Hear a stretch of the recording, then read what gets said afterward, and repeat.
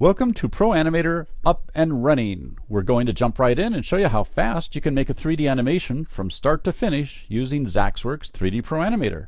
Now this is going to be a lot of fun and it's going to be fast. If there's one word to remember about ProAnimator, it's fast. What you're watching now is Chapter 2, Tutorial 1A. It's for the standalone version of ProAnimator. If you want to learn about the plug-in version, please go to Chapter 2, Tutorial 1B. The first time we go through this, it'll seem like we're moving pretty fast, but I want you to pay attention to the number of clicks. The number of clicks we do is very low. We aren't going to speed up the video and compress 2 hours of work into 2 minutes. This really will be creating an entire animation, start to finish, in 2 minutes. Are you ready? Okay, let's go. Start by opening the program. Find your program, go to your Applications folder, open the folder, and then double click on the icon right there. Now your icon may be on your dock or it may be in your startup menu depending on how you've installed. For us though, just make sure you're double clicking on the ProAnimator icon, not the plugin that's inside of After Effects, because this is the standalone tutorial. Okay, so we double click on that, the program starts up and it gives us some options. So what we're going to do is create 3D text. So click this, the program will start up and it'll open the text window for us. Type in ProAnimator. Just like that. Now, in order to change the fonts, you need to select the letters that you want to change. Okay? So, drag on them. If you only drag part of them, you're only going to change part of the letters, like this. Okay? If you drag over all of them, you'll then be able to change all of the letters. You can come down and then click through different styles, like this. And you'll notice that the letters themselves, the fonts inside your system, are all shown right here in the menu. So go through, click through some of them. You can even use the up and down arrow keys to audition the different types. Once you've selected a font, you can then click over on the family style over here and then go through the family menu until you find exactly what it is that you're looking for. So here we have Gill Sans Light for the words. Once you're ready, click OK. And the whole thing is made for you. Now, if you're just starting, this can look a little intimidating. And it's going to look that way at the beginning, but I'll show you what not to pay attention to. So the main thing to look at is down here where it says Workspace. Okay, these buttons across the bottom, can't see those. Let me move those to where you can see them, right there. Okay, these buttons across the bottom say Animation, Modeling, Foreview, Materials, etc. like that. Currently, this is the Animation Workspace.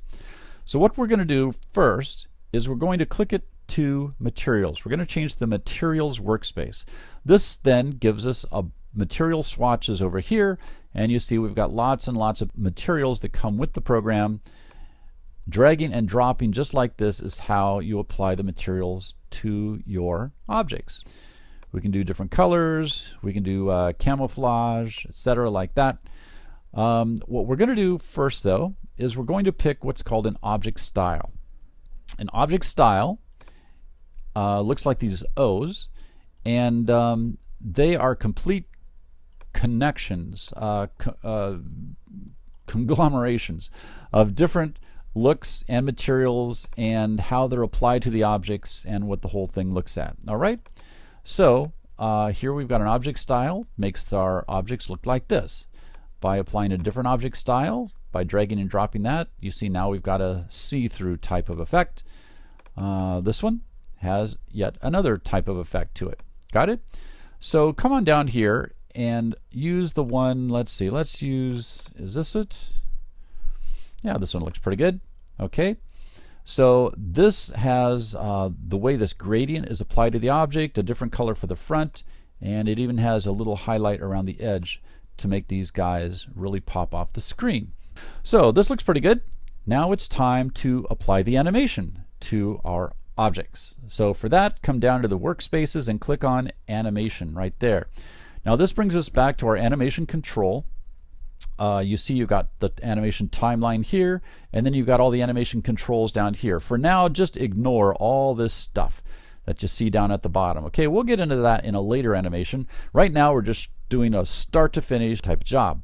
So once you're here, what I want you to look at is this Object Animations menu. Okay, when you click on this, it gives you a whole bunch of presets all down here. Okay, and you can choose these one at a time. For instance, if I choose this bug, it's going to set the animation up as a little bug. Got it? So you've got the animation coming on, and there it goes off. You can also hit the try button, which will choose any of the animations already here by default. So we've got it. We're going to try this one, and hit try again, and it'll reset up a new animation for us. There you go. And these are both lower thirds. Hit try, and now we've got a big one, a multi-segmented one. All right, hit try again, and we've got a fragmentation. That's pretty cool. The fragmentations always look awesome. Okay, and what I want you to end up with is the one called blown. All right, so we're going to go to centered blown, choose that one. So we're on the same page, and you see there the letters look like they get blown onto the screen. They hold for a little bit, and then they get blown off. Very good.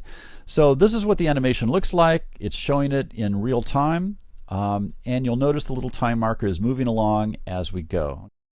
So the last thing to check is the look of the rendering. You can do this at any time by clicking right here, this render test button. When you click that, it'll render it in full quality with all the shadows if those are turned on. If your computer's fast enough, you can also leave it in auto render. Now what auto render will do is leave it in fully rendered mode at all times. Okay, just like this. So now as you scrub along the timeline, you see it's completely the way that you would see it as you're moving along. If your computer's not fast enough for that, or there's just millions and millions of things going on, turn auto render off. Also notice that auto render has to be off in order to see what's selected, because all those little selection things, if you select a transition right here, you'll also see the motion paths themselves.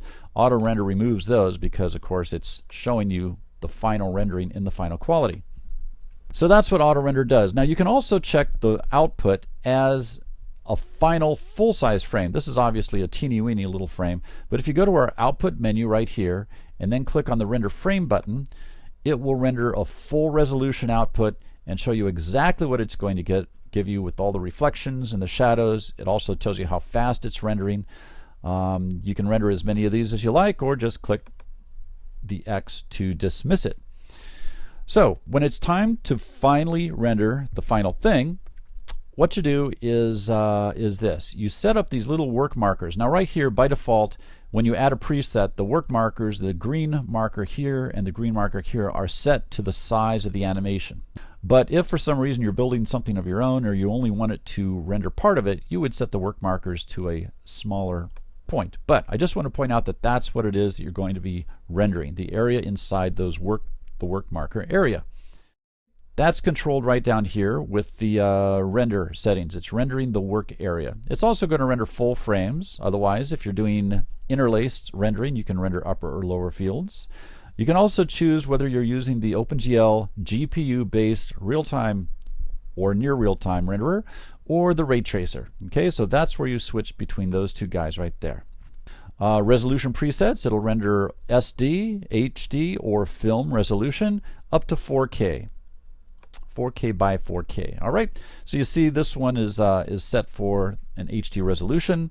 The pixel aspect ratio has already been set for you. Of course, you can change those as well. And again, hit render frame to see what the final quality is going to look like. Now, when everything's ready to go, it's time to do your rendering. So you hit render movie right here, and that then will open up your file picker. So choose where you're going to save the rendering, and we'll call this an up and running movie. And at the bottom you see you get your choice between a QuickTime movie or various image sequences. If you're on Windows, this will have a different menu choice for you right there. So we're going to choose this, hit save, and then you get an option to choose either the lossless QuickTime. Remember, 64-bit QuickTime only has two options, so it's either lossless or H.264. If you're going to choose the alpha channel is right here. If you do want the alpha channel so that the background disappears, you need to choose the lossless format. Otherwise, choose H.264 if you're just trying to preview render that guy.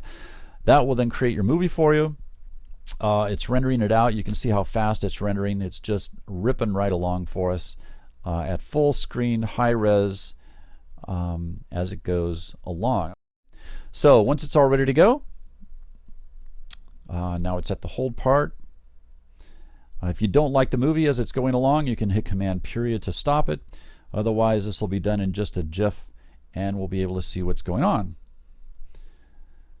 Okay, and there we go. That was the entire rendering right before your eyes. So let's come on back over here. Here's our renderings. Here's where we save it. The up and running movie's right there. So let's open this guy up and see what it looks like. All right, so it comes in, and there it goes. It's playing back in real time. That's our final animation created in front of you, start to finish, really darn fast. Don't know if that was a whole 2 minutes. I added a lot of extra stuff in there. So that's how we do the whole thing start to finish. Now let's do this again, and so that you sort of get used to what's going on. We really don't need this anymore. Let's quit that, and we'll close this guy up, and we'll go back to our animation. There we go. Now let's do it again. We'll start over, but we've got to clear everything out. All right, when you're learning a program, it's really helpful to know how to get rid of everything that you may already be working on. You know, you got to test, you got to learn, you have to experiment, and then you want to clear everything out. A lot of folks just quit the program and start over because they don't know how to do it. That may be okay for you, but you're learning now, right? So let's learn how to simply start over again. A couple ways of doing that. One is you can select this and do the delete track command like that.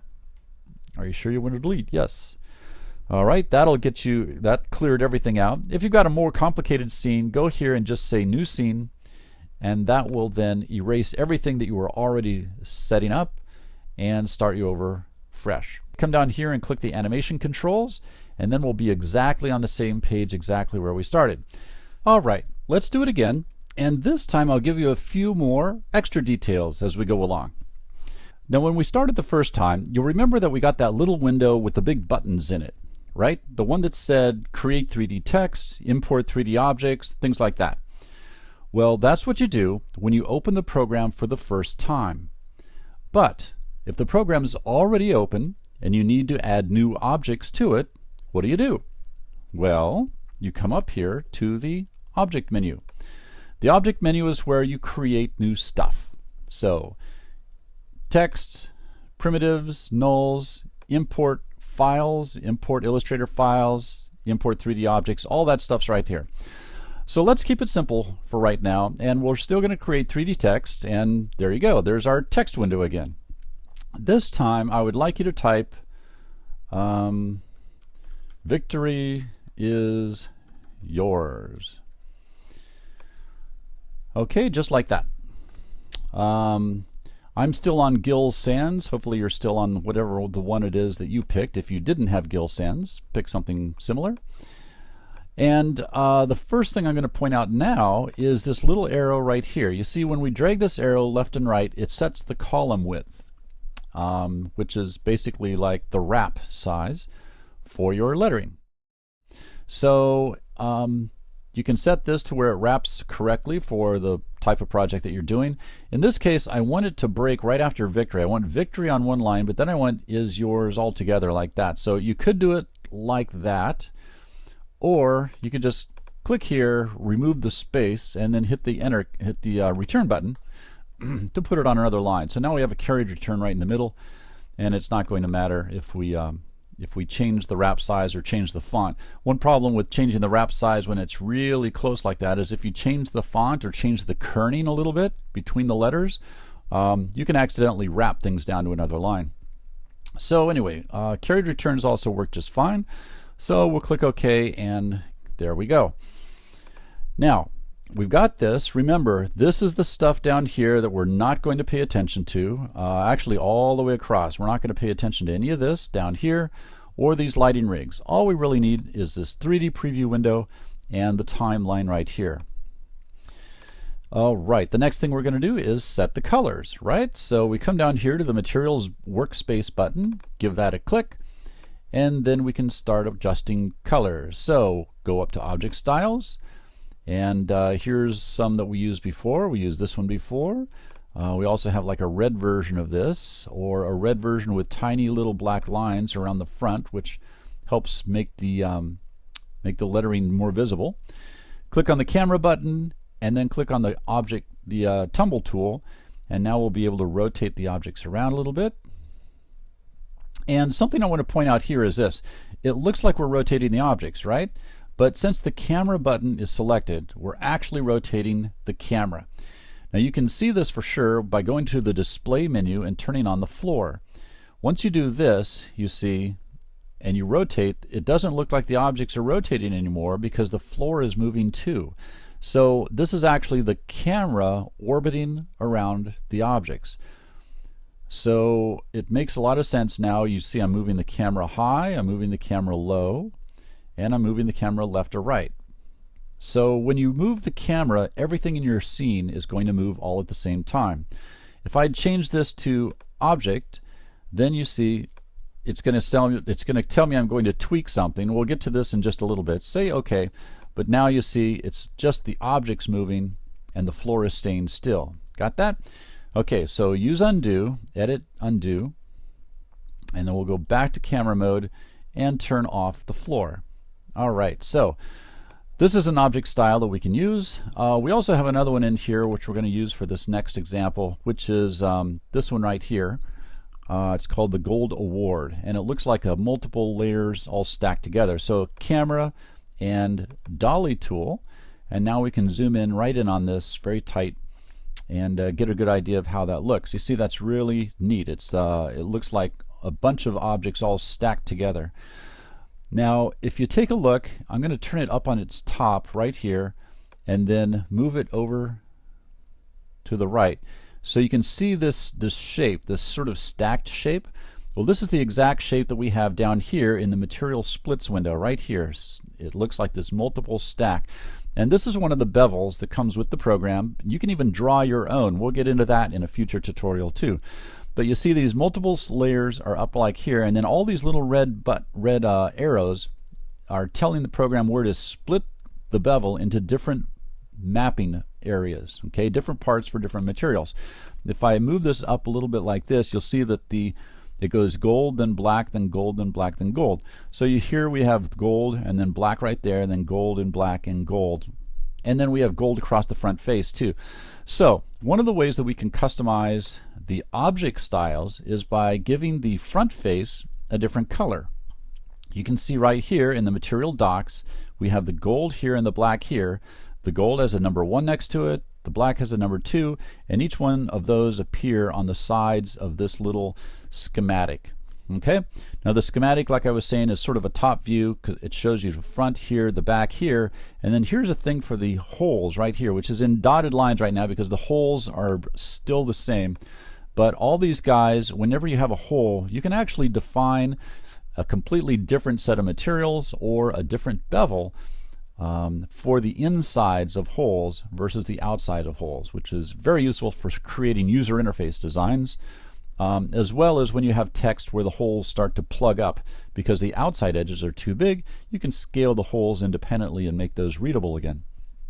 Okay, so let's do this. Let's put a different color on the front of our letters. Since it's not an entire object style, we started with an object style, but now we're going to edit and customize it.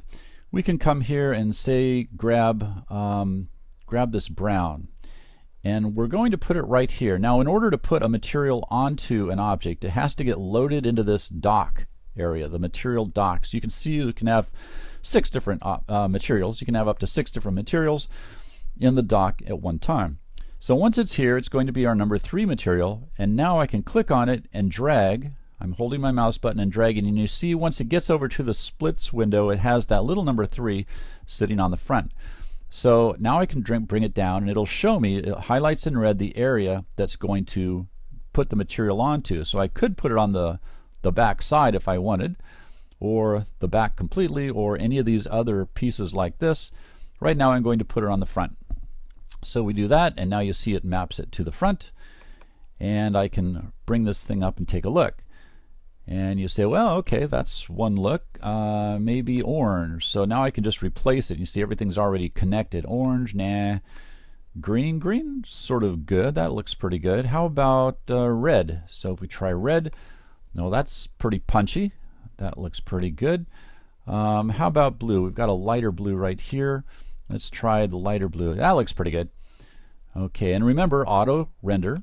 If we turn that on, this will show us the final rendering, exactly what it's going to look like when we render it out with all the anti-aliasing and everything else along with it. So that looks pretty awesome. Okay, let's stick with that.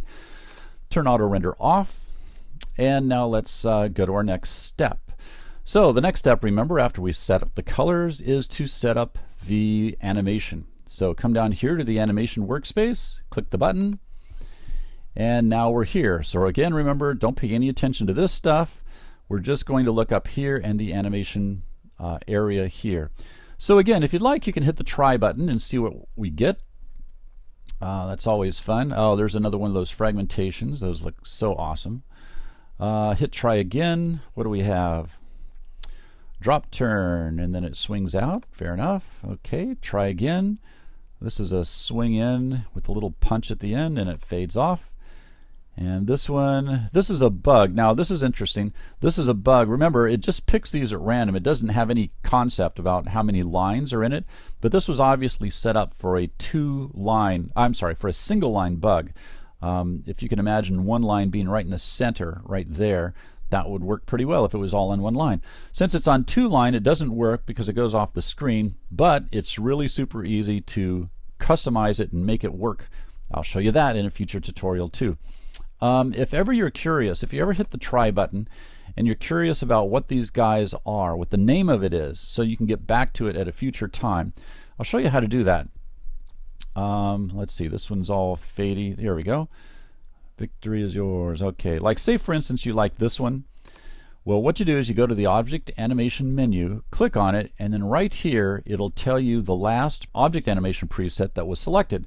So even if you're using the try button, you can now say, okay, slide on left. So you'd come down here to the slide ons, and right down here is slide on left. That's the one that if you picked it again, now see there's a slide on right. Maybe we want to try the right one, so we'll pick right, and now it does the same sort of thing, but it slides on from the right.